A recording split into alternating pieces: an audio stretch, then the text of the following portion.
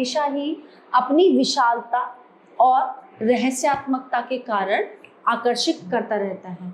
यह जानने योग्य है कि उसकी गहराइयों में क्या है, क्योंकि समुद्र का हमारे जो संपूर्ण जीवन है, हमारी जो लाइफ है, उससे बहुत गहरा संबंध है। तो आइए शुरू करते हैं। हमारे ग्रंथों के अनुसार देवताओं और राक्षसों के युद्ध के दौरान सागर मंथन किया गया था। इस युद्ध में जब देवता राक्षसों द्वारा अधिक संख्या में मारे जाने लगे तो गुरु बृहस्पति ने अपने पुत्र कंच को गुरु शुक्राचार्य के पास संजीवनी विद्या सीखने के लिए भेजा। अब कच्छ के प्रति शुक्राचार्य की पुत्री देवयानी का प्रेम हो गया, लेकिन कच्छ एक दूसरी लड़की चित्रलेखा से प्रेम करने लगे और देवयानी को गुरुपुत्री होने के नाते वो अपनी जो है उसको बहन मानते थे।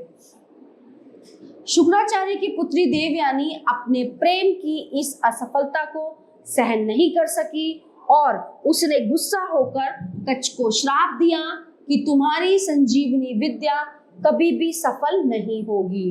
ठीक है, संजीवनी विद्या के असफल होने पर देवताओं ने अमृत प्राप्त करने के लिए सागर मंथन की योजना बनाई। ठीक है, सागर मंथन के लिए सुमेरु पर्वत की मथनी बनाई गई, ये रहा यहाँ पे। ओके, और शेषनाग को मथनी घुमाने के लिए रस्सी के रूप में प्रयोग किया गया। अब सागर का मंथन किया गया और इस मंथन के फलस्वरूप 14 रत्न प्राप्त हुए। इन रत्नों में कामधेनु गाय, ऐरावत हाथी, उच्चेश्रवा घोड़ा, लक्ष्मी, कल्पवृक्ष, कुबेर, कालकूट विष, चंद्रमा और अमृत आदि चीजें थी। अब सागर मंथन की इस कहानी में कितनी सच्चाई है उसके विषय में तो कुछ नहीं कहा जा सकता, लेकिन आज के वैज्ञानिक अन्वेषणों के आधार पर ये कहा जा सकता है कि धरती के महासागर विभिन्न संपदाओं के अपार स्रोत हैं। वास्तव में जीवन की उत्पत्ति भी सागर से ही हुई। प्राचीन काल से ही मानव सागरों और उनसे प्राप्त उत्पादों को विविध रूपों में प्रयोग करता आ रहा है। सागर से हमें मछलियों के रूप में भोजन मिलता है।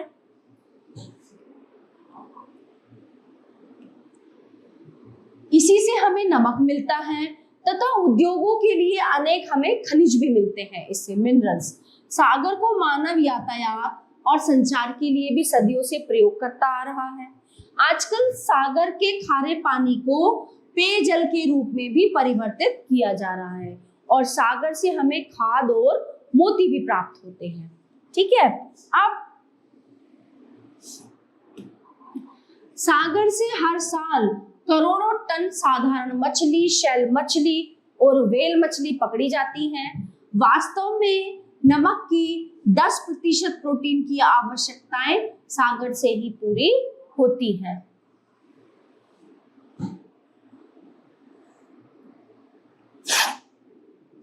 उत्तरी सागर, न्यूफाउंडलैंड के पास अटलांटिक महासागर तथा बेरिना सागर मछली पकड़ने के विशेष क्षेत्र हैं। मछलियों को विश्व के लगभग सभी देशों में भोजन के रूप में प्रयोग किया जाता है। समुद्र से प्राप्त मान हेडन पशु को पशु भोजन के लिए प्रयोग किया जाता है। मछलियों को दबाकर उनसे तेल प्राप्त किया जाता है और जो रासायनिक उद्योगों में प्रयोग किया जाता है। टूना नामक जो मछली है, जो लोगों का प्रिय भोजन है, प्रशांत और अटलांटिक सागरों से प्राप्त की जाती है। वो तो जिन क्षेत्रों से टूना पकड़ी जाती है उनसे व्हेल भी पकड़ी जाती थी, लेकिन व्हेल के विलुप्त होने के खतरे के कारण इसके शिकार पर विश्व के सभी देशों ने क्या कर दिया, प्रतिबंध लगा दिया, बैन लगा दिया। अब व्हेल को केवल वैज्ञानिक अनुसंधानों के लिए ही पकड़ा जाता है और व्हेल को आमतौर से प्रशांत और अटलांटिक महासागर के कुछ क्षेत्रों से ही प्राप्त किया जाता है। खाने में प्रयोग किया जाने वाला नमक और दूसरे कई लवण महासागरों से ही प्रचुर मात्रा में प्राप्त किए जाते हैं। ये पानी में घुली हुई अवस्था में या तलहटी के अवसादों में पाए जाते हैं। सागर विज्ञान की जानकारी के फलस्वरूप ही विभिन्न लवणों जैसे सोडियम और magnesium chloride, calcium carbonate, calcium sulphate आदि की मात्रा और इनके निष्कासन की विधि पता लग पाई है। नमक हमारे शरीर के लिए बहुत ही आवश्यक तत्व है। जो आयोडीन होता है हमारे शरीर के लिए बहुत जरूरी है। हम एक दिन में अपने भोजन में लगभग 1 छोटे चम्मच के बराबर नमक जो है खा लेते हैं। इसके अलावा मछलियों और खाद्य सामग्री के संरक्षण, कांच बनाने, चीजों को जमाने के लिए बर्फ के साथ कई उद्योगों में प्रतिवर्ष करोड़ों टन नमक की खपत होती है। बहुत से रसायन जैसे baking powder, sodium bicarbonate, bleaching powder आदि के निर्माण में भी नमक प्रयोग किया जाता है। नमक के अलावा दूसरे कई महत्वपूर्ण लवण हमें महासागरों से मिलते हैं। जैसे मैग्नीशियम ब्रोमाइड से ब्रोमीन बनाई जाती है, जिसे फोटोग्राफिक फिल्म या टेट्राथाइलेट आदि बनाने में इस्तेमाल किया जाता है। पोटेशियम, कैल्शियम, सल्फर आदि के लवण भी महासागरों से प्राप्त होते हैं, लेकिन इनकी मात्रा नमक की अपेक्षा काफी कम होती है। अब महासागरों को सबसे बड़ी द्रव खान के नाम से भी जाना जाता है। ये अपने आंचल में अपार खनिज संपदा को समेटे हुए हैं। जो खनिज धरती पर मिलते हैं वे ही सागरों से भी प्राप्त होते हैं। और सागर की जो तलहटी है उसमें सोना, क्वार्ट्ज, पोटेशियम, मैग्नीशियम, निकेल और लोहे जैसे बहुमूल्य खनिज मौजूद होते हैं। पेट्रोलियम, कच्चा तेल और प्राकृतिक गैस के भी अथाह भंडार हैं। द्वितीय विश्व युद्ध के बाद तो महासागरों से ही कच्चा तेल बड़ी मात्राओं में प्राप्त किया जाता है। आज अकेले अमेरिका में हर साल लगभग 2500 लाख बैरल तेल महासागरों से निकाला जा रहा है। संसार में तेल के कुल उत्पादन का लगभग 75% भाग खाड़ी क्षेत्र से प्राप्त होता है।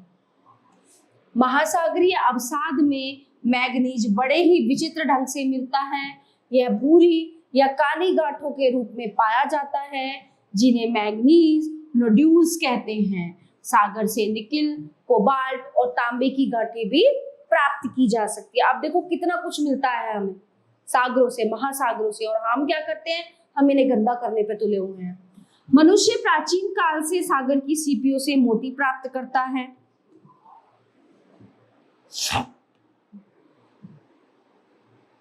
यद्यपि आज की विकसित दुनिया में कल्चर मोती भी ओएस्टर से प्राप्त होने लगे हैं, लेकिन सच्चे और जो मूल्यवान मोती है आज भी सागरों से ही प्राप्त होते हैं। पेरू के पास प्रशांत महासागर से पक्षियों की बीटों को एकत्रित करके उत्तम किस्म की खाद प्राप्त की जाती है। इस खाद को गुआनो कहते हैं और इस स्थान से प्राप्त इस खाद को विश्व भर में प्रयोग किया जाता है। समुद्री वीड को भोजन के रूप में प्रयोग किया जाता है तथा इनसे आयोडीन, सोडा और पोटाश जैसे पदार्थ बनाए जाते हैं। समुद्री वीड को औषधि निर्माण में, आइसक्रीम बनाने, कैंडी, जेली, सलाद, श्रृंगार सामग्री आदि के निर्माण कार्य में भी प्रयोग किया जाता है। समुद्रों की तलहटी से आज का मानव स्पंज एकत्रित करने में सक्षम है और जल की बढ़ती हुई आवश्यकताओं की पूर्ति के लिए कई देशों से समुद्र के पानी को पीने के योग्य बनाकर प्रयोग किया जा रहा है। नाभिकीय रिएक्टरों के लिए गुरु जल या भारी पानी भी हमें समुद्रों से ही प्राप्त होता है।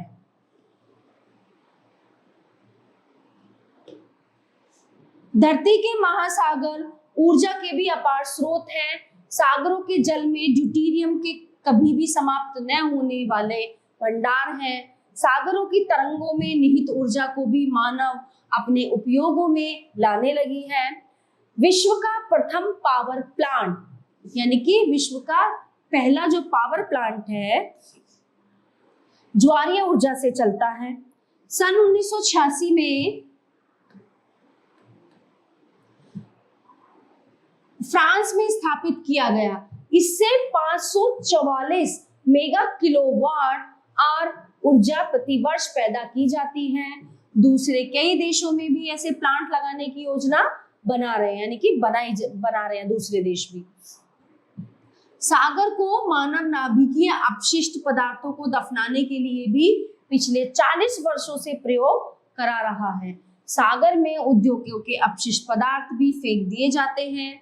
सागर का यातायात के लिए तो न जाने कब से प्रयोग होता आया है।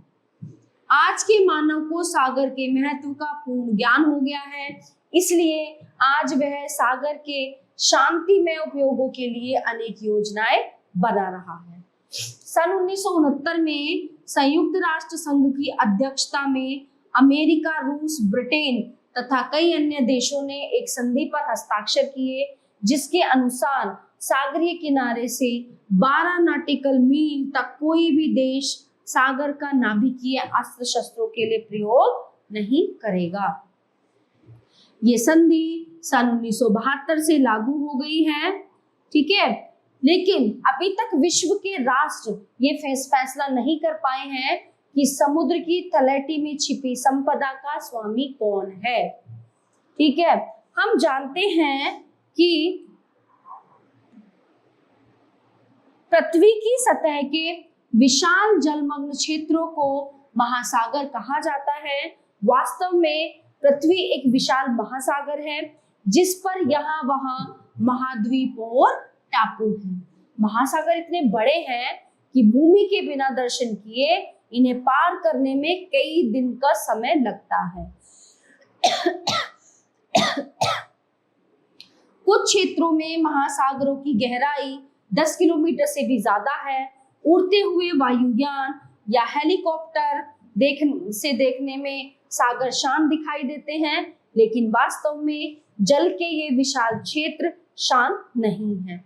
इन पर विशाल तरंगें उठती और गिरती रहती हैं। महासागरों में असंख्य जीव और पौधे हैं। इनमें से कुछ अत्यंत सूक्ष्म तो दूसरे कुछ अत्यंत बड़े हैं, यानी कुछ छोटे और कुछ विशाल यानी बड़े हैं।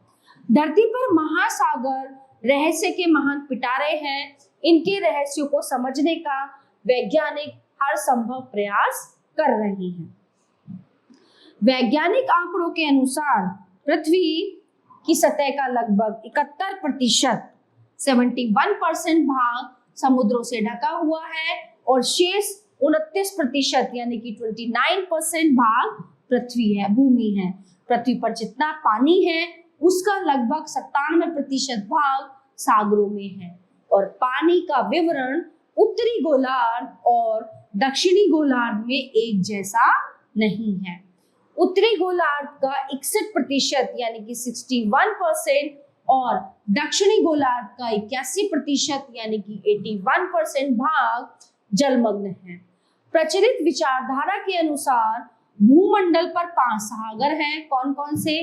प्रशांत या पैसिफिक महासागर, अंध या अटलांटिक महासागर, हिंद या इंडियन महासागर, आर्कटिक महासागर और अंटार्कटिक महासागर। कुछ सागर विशेषज्ञ आर्कटिक महासागर को अटलांटिक महासागर का जो है भाग बोलते हैं या मानते हैं, तथा अंटार्कटिक महासागर की प्राकृतिक सीमाएं न होने के कारण इसे अलग से महासागर नहीं मानते। सभी महानगरों का समस्त क्षेत्र पर लगभग 3,620 लाख वर्ग किलोमीटर है तथा भूमि का समस्त क्षेत्रफल 1480 लाख वर्ग किलोमीटर है। महासागरों की औसत गहराई 3800 मीटर है, जबकि जमीन की औसत ऊंचाई 840 मीटर है।